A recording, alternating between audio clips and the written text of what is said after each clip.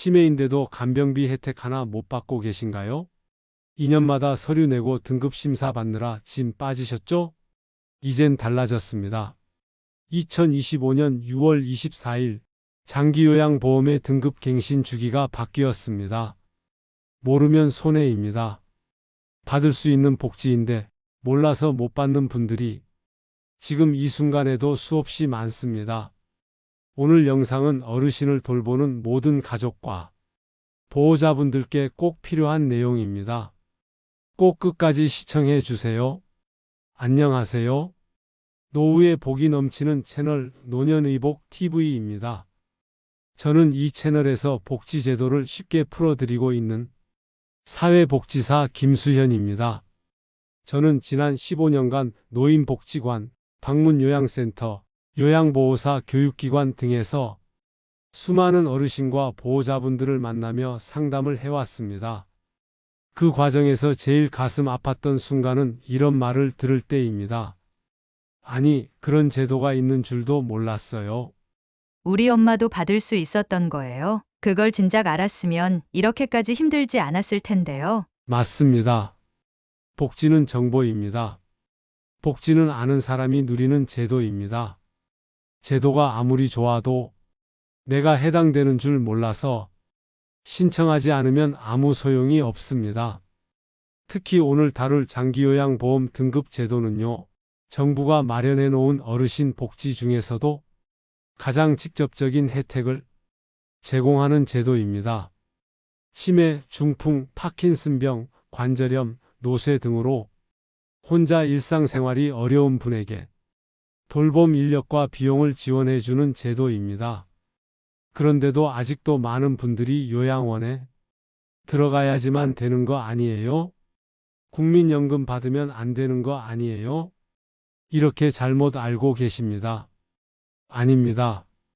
제가 서비스라고 해서 요양보호사가 집으로 찾아와서 목욕도 도와드리고 식사도 챙겨드리고 말벗이 되어드리는 서비스도 있습니다. 게다가 일부 어르신은 특별 현금급여도 받을 수 있습니다. 문제는 뭐냐면요. 이 혜택을 받기 위해서는 등급을 먼저 받아야 합니다.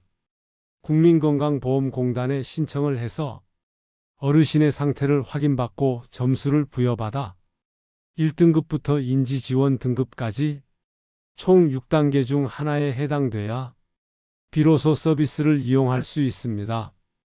그런데 지금까지는요, 이 등급의 유효기간이 고작 2년이었습니다. 어르신 몸이 더 안 좋아지셨는데도 2년마다 다시 서류 내고 조사받고 재심사를 받아야 했습니다. 그 과정이 얼마나 번거롭고 간병으로 지쳐있는 가족들에게 심리적 부담이 컸는지 저는 현장에서 누구보다도 잘 알고 있습니다. 그리고 그렇게 고생해서 심사를 다시 받아도 전체 대상자의 75%는 등급이 바뀌지 않았습니다. 이미 치매가 있으신 분이 갑자기 나아지는 것도 아니고 걷지 못하는 분이 다시 뛰게 되는 것도 아닌데 왜 똑같은 고통을 2년에 한 번씩 반복해야 했던 걸까요? 다행히도 드디어 이 반복된 불편함을 줄이기 위한 제도 개편이 2025년 6월 24일부터 시행되었습니다. 바로 장기요양보험 등급 갱신 주기 연장입니다. 1등급 5년, 2등급에서 4등급까지는 4년으로 변경됐습니다. 이건 정말 큰 변화입니다. 앞으로는 2년마다 서류 내지 않아도 되고 조사받느라 불안할 필요도 없습니다. 가장 중요한 건요, 기존 수급자도 자동으로 적용된다는 점입니다. 이미 등급을 받으신 분들은 이번 개정으로 인해 최대 1년에서 3년까지 유효기간이 늘어날 수 있습니다. 별도 신청하실 필요도 없습니다. 국민건강보험공단에서 자동으로 연장해 드립니다. 그러니 지금 등급이 있으신 어르신이나 앞으로 신청을 생각하고 계신 분들은 이 영상에서 알려드리는 내용을 꼭 확인하셔야 합니다. 또 실제로는 요양 등급을 받을 수 있는 상태인데도 나는 해당이 안 될 거야 하고 지나치시는 분들도 많습니다. 어르신이 자꾸 넘어지신다거나 식사하실 때 흘리거나 삼키기 어려워 하신다거나 낮밤을 헷갈리고 기억력이 떨어지는 경우도 모두 등급 심사 대상입니다. 게다가 요즘에는 인지지원 등급이라고 해서 경증치매나 노인성 인지저하를 겪는 어르신들도 등급을 받을 수 있도록 문이 넓어졌습니다. 이건 어르신도 보호자도 국가도 모두 윈윈하는 제도입니다. 그래서 오늘 영상에서는요, 1. 장기요양보험 제도가 정확히 어떤 제도인지, 2. 누가 신청할 수 있는지, 3. 등급은 어떻게 나뉘고 점수는 어떻게 매겨지는지, 4. 등급받는 요령과 주의할 점은 무엇인지, 5. 그리고 이번에 바뀐 갱신 주기는 어떻게 적용되는지, 실제 사례 중심으로 아주 쉽게, 아주 자세하게 알려드릴 겁니다. 저는 단지 복지제도를 설명하는 사람이 아니라 매일 어르신 가정에서 벌어지는 돌봄의 현실을 지켜봐온 사람입니다. 그분들의 피로와 눈물, 그리고 참는 고통을 너무나도 잘 압니다. 그래서 오늘 이 영상이 한 분이라도 더 혜택을 받는 데 도움이 된다면 그것만으로도 이 방송의 의미는 충분하다고 생각합니다. 그럼 지금부터 장기요양보험의 모든 것을 저와 함께 하나씩 알아가 보시죠. 자, 그럼 지금부터 본격적으로 장기요양보험에 대해 차근차근 말씀드리겠습니다. 어르신들과 보호자분들께서 가장 많이 물어보시는 질문부터 풀어볼까요? 장기요양보험은요, 쉽게 말해 나이 들면서 몸이 불편해지신 어르신들께 국가가 간병 도우미나 요양원 혹은 주간보호센터 등 돌봄 서비스를 지원해주는 제도예요. 걷기 어렵거나 목욕이나 식사에 도움이 필요한 경우 또는 치매 때문에 혼자 생활이 어려운 분들에게 국민건강보험공단을 통해 직접적인 도움을 드리는 거죠. 이 제도의 핵심은 등급을 받으면 혜택이 시작된다는 점입니다. 그래서 등급받는 방법이 정말 중요해요. 등급은 총 6개입니다. 1등급부터 5등급, 그리고 치매 초기 어르신을 위한 인지지원 등급까지요. 간단히 말씀드리면 1등급은 전적인 도움이 필요한 분들, 2등급은 대부분 도움 필요한 분들, 3등급은 절반 이상 도움 필요한 분들, 4등급은 간헐적으로 도움이 필요한 분들, 5등급은 치매 등 인지저하가 있는 분들, 인지지원 등급은 치매 초기 단계 어르신이에요. 이걸 어떻게 판단하느냐? 공단에서 조사관이 집으로 찾아옵니다. 그걸 장기요양 인정조사라고 해요. 가장 먼저 하셔야 할 건 신청이에요. 신청은 국민건강보험공단 1577-1000번입니다. 근처의 건강보험공단 지역지사를 방문하여 신청하는 방법도 있습니다. 또는 노인장기요양보험 홈페이지에서 하실 수 있어요.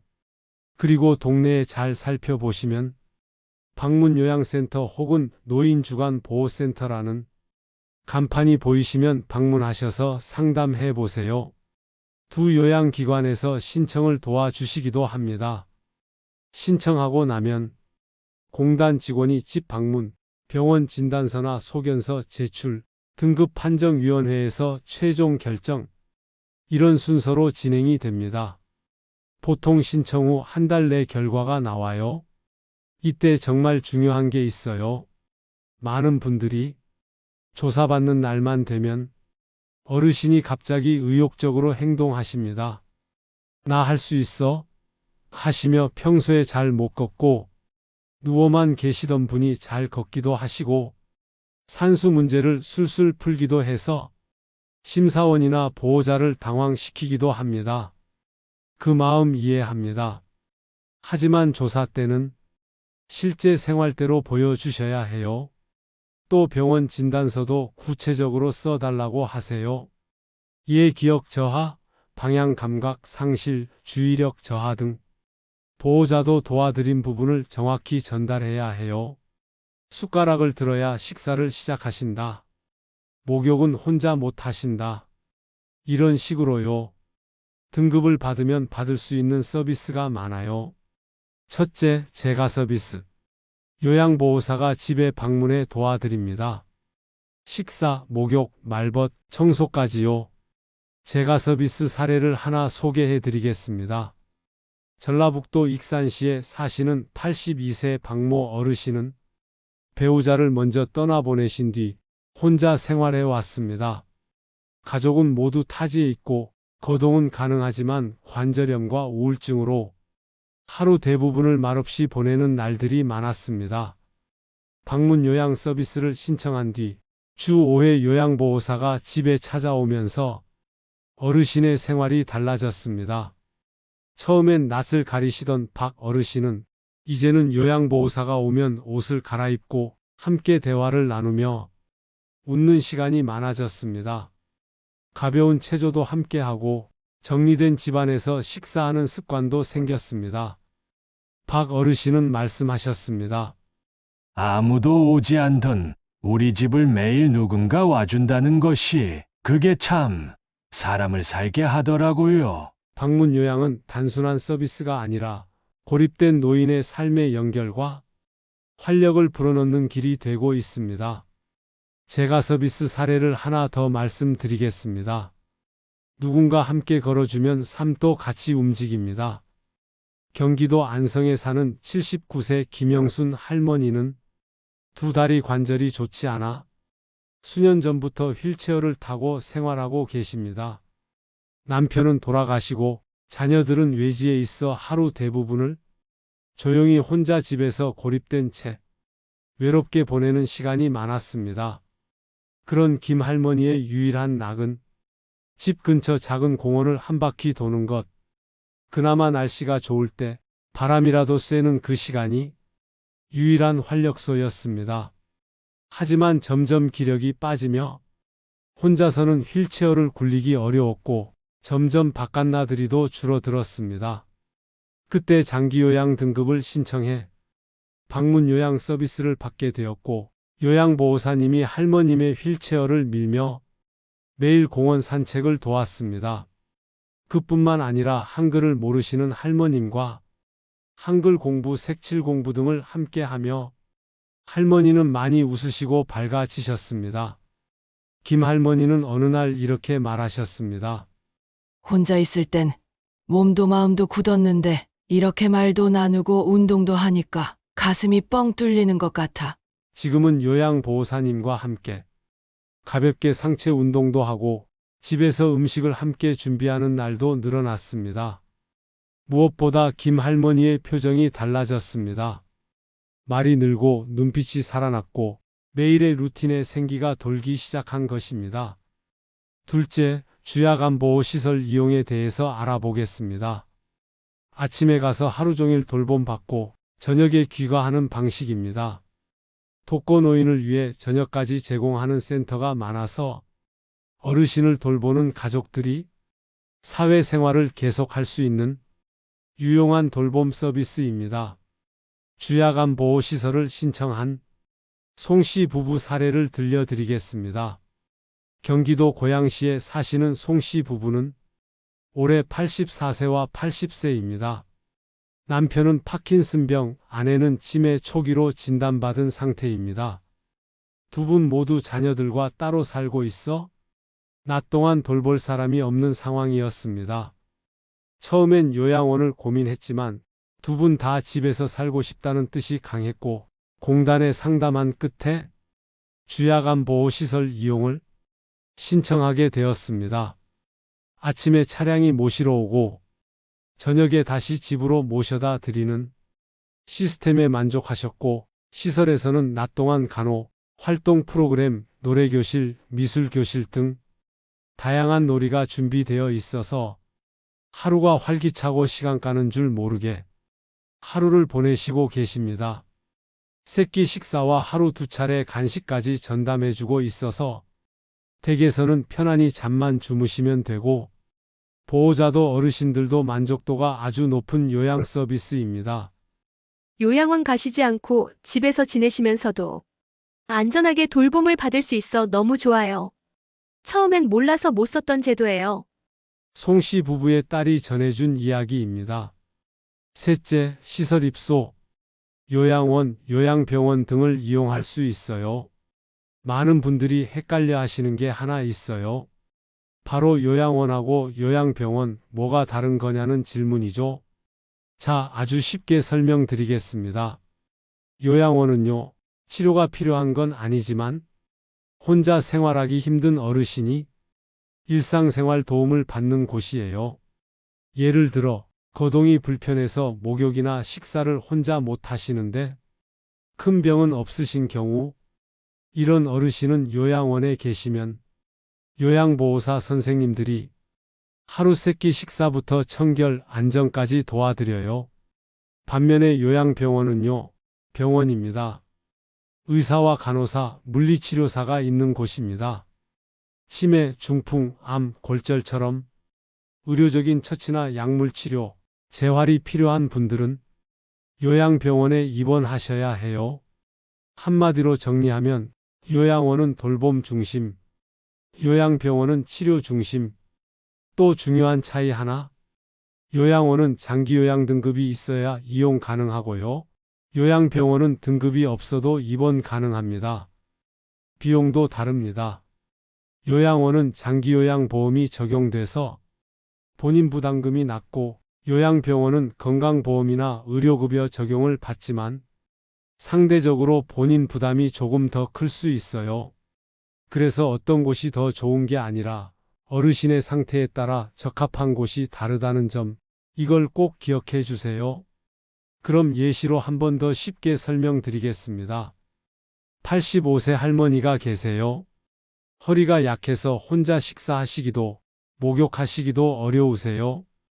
근데 병원 치료는 필요 없고요. 같이 돌봐줄 가족도 안 계세요. 이럴 땐 어떻게 하냐고요? 바로 요양원에 입소하시면 됩니다. 거기서 식사, 청결, 안전관리까지 일상생활을 도와주는 돌봄 서비스를 꾸준히 받으실 수 있어요. 반면에 중풍 후유증으로 재활치료가 필요한 75세 김씨 어르신은 요양원보다는 요양병원으로 가셔서 꾸준히 물리치료사와 재활치료사의 도움을 받아 조금이라도 보행을 안전하게 하실 수 있도록 편마비를 치료받는 것이 삶의 질을 높일 수 있습니다. 또는 암치료를 받고 있어서 지속적인 약물 주사가 필요한 경우, 이런 경우도 요양원이 아니라 요양병원 입원이 필요합니다. 요양병원엔 의사, 간호사, 치료사가 상주하면서 의료적 처치와 통증 관리 프로그램이 운영되기 때문이에요. 이렇게 어르신의 상태에 따라 어떤 기관을 선택해야 할지가 달라집니다. 또한 요양보호사 자격이 있는 가족이 직접 돌보면 하루 최대 90분이 돌봄으로 인정되어 최대 98만원에서 85만원가량 급여도 받을 수 있습니다. 물론 본인 부담률이라는 각 가정의 경제적 상황에 따라 실수령액은 조금씩은 다를 수 있습니다. 대전 서구에 거주하는 74세 이정희 어르신은 뇌경색으로 편마비가 있으셔서 요양등급 4등급을 받으셨습니다. 자녀들과 따로 살고 계셔서 처음에는 요양보호사 방문 서비스를 알아봤지만 남편인 77세 김종길 씨가 말했습니다. 내가 요양보호사 자격증이 있으니 내가 직접 돌보면 어떻겠소? 김 씨는 몇 년 전부터 평소 건강이 좋지 않은 아내를 돌봐야 할지도 모른다는 생각에 요양보호사 자격증을 준비해 이미 면허를 갖고 있었고, 아내를 외부 시설에 보내는 것보다 집에서 직접 돌보는 게 가장 좋다는 판단으로 국민건강보험공단에 가족요양 신청을 했습니다. 승인 후 김 씨는 월 85만 원 정도의 가족요양비를 받고 있습니다. 큰 금액은 아니지만 고정 수입이 없는 빠듯한 노후 생활비에 심리적 안정감과 큰 경제적 보탬이 동시에 된다고 합니다. 아침엔 아내와 함께 실버 체조를 하고 식사도 직접 차려드리고 약도 챙깁니다. 무엇보다 가장 큰 변화는 아내의 표정이 눈에 띄게 밝아졌다는 것. 시설에 보내지 않아도 배우자인 내가 정식 요양보호사로 인정받는다는 게 우리 둘 모두에게 큰 위안이 되었습니다. 그리고 이번에 등급 갱신하는 주기에 정책적인 변화가 있었습니다. 2025년 6월 24일부터 등급 갱신 주기가 바뀌었습니다. 기존엔 2년마다 서류 내고 재심사 받았는데요. 이젠 아닙니다.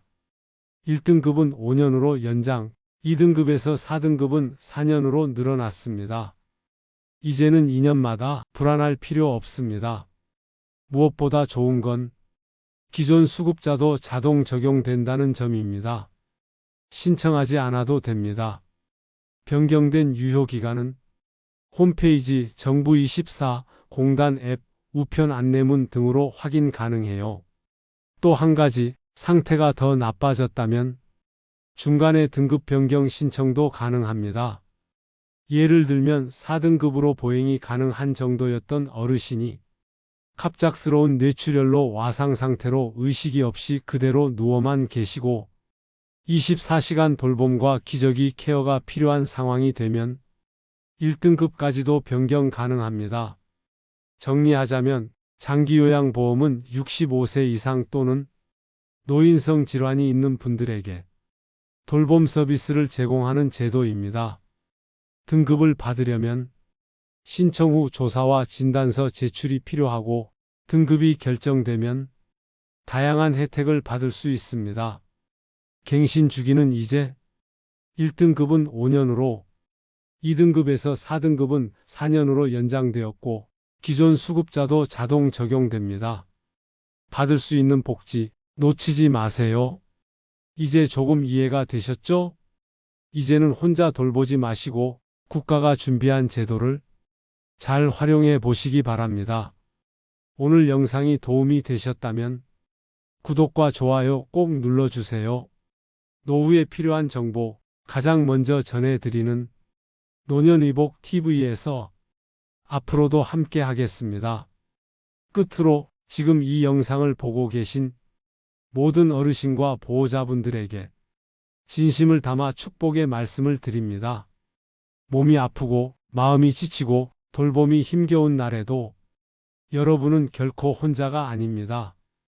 필요한 도움은 반드시 찾아오고 준비된 제도는 반드시 여러분을 지켜줄 것입니다. 궁금하신 점이 있으시면 댓글로 문의 남겨주세요. 자세한 답변 드리겠습니다. 여러분의 노후가 평안과 존엄 그리고 따뜻한 연결로 채워지기를 진심으로 기원합니다. 노년의복 TV였습니다. 늘 건강하시고 복 많이 받으세요.